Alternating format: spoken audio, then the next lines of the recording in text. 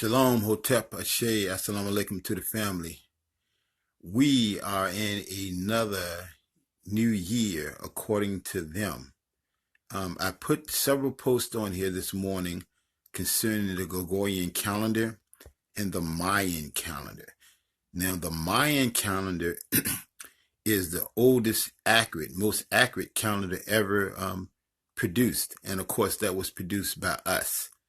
So the Mayans, the Aztecs, and the Olmecs were people of ethnicity. These were people of color. So we want to start off their new year by telling the truth about their new year celebration. We have just come through the season of Tis the Season to Be Stupid, where we observe Thanksgiving, Christmas, and now New Year's, all are pagan holidays. And that being said, like I said, you can look at the videos that I posted earlier.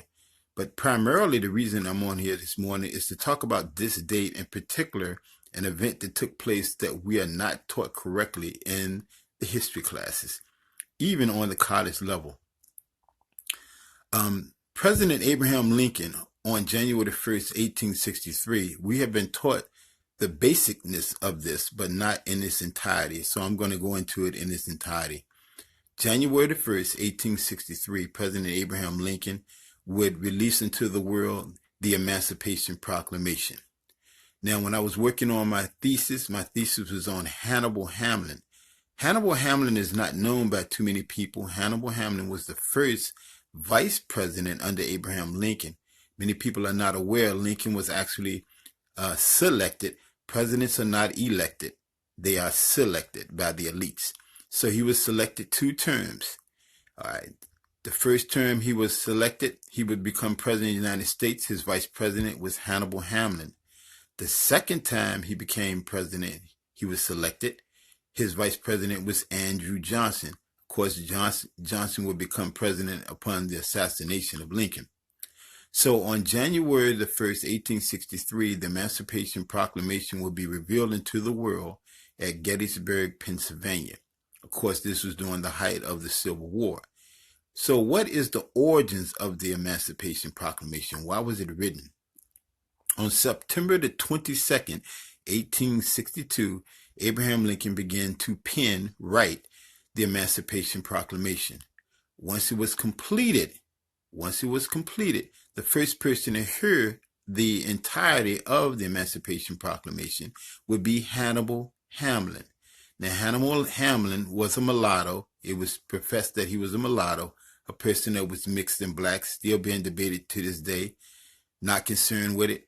I'm not even going to waste time on it. I just want you to know that we need to use common sense. All those rapes that were occurring throughout the slavery period, all the way up into 1865, going into the 20th and 21st century, rape is still permitted among black women. That is fine with them. So don't act surprised that these people could have been melanated, which means mulatto, as they call them. So again, the Emancipation Proclamation, September 22nd, 1862, would be written. Hannibal Hamlin would be the very first to hear it. Then his administration would hear it. Now, what was the purpose of the Emancipation Proclamation? It was going to free slaves that were in the southern states, but it freed no one. As a matter of fact, if you look at the border states were the states that had slaves. Yes, so those border states were permitted to have slaves. Andrew Johnson was one of those that held slaves, and he was a part of what? Lincoln's second administration.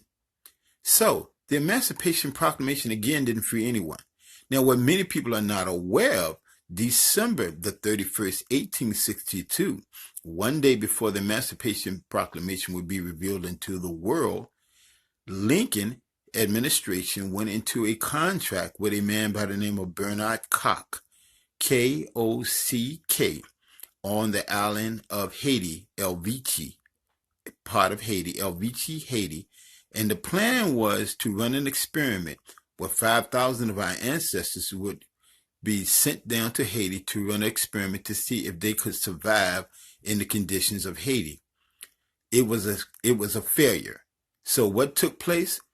Our ancestors would be brought back, the remainder, and then they would wipe this out of history. So we need to understand the history of Abraham Lincoln and this nation. This nation has been hiding our history, and the ones who want to tell the story are not permitted a platform. That's it. Again, this is one of the reasons why we do not know our story. One of the best books that you can read about the entirety of what I just explained is Forced into Glory by Lerone Bennett. Now, Lerone Bennett was famous because he was a part of Ebony magazine. I believe he's still alive to this day. But again, the name of the book is Forced into Glory. Now, again, what I just went over is just a snippet of the events that took place concerning the Emancipation Proclamation, which is on January the 1st, 1863. It freed no one. Again, I can't stress this enough. Our people have become inebriated on American history and not American history. And this is one of the reasons why American history cannot be taught in the schools, because if it did, no one would like America. So they have fabricated a story, given it to us, and we have run with that story. Understand something, brothers and sisters. What we are learning in these history classes is not correct.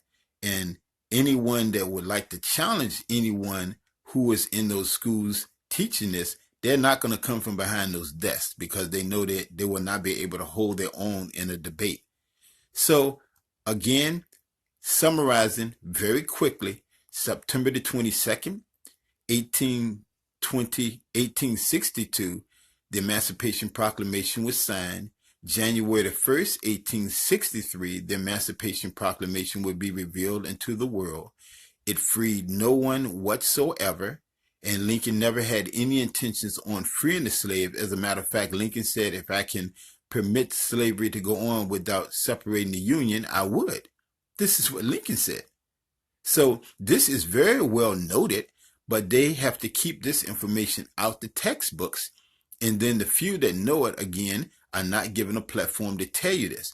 We have got to, in their new year, get ourselves together, because our children are suffering the most. It's not about us. So if we want to walk in our ignorance, that's fine.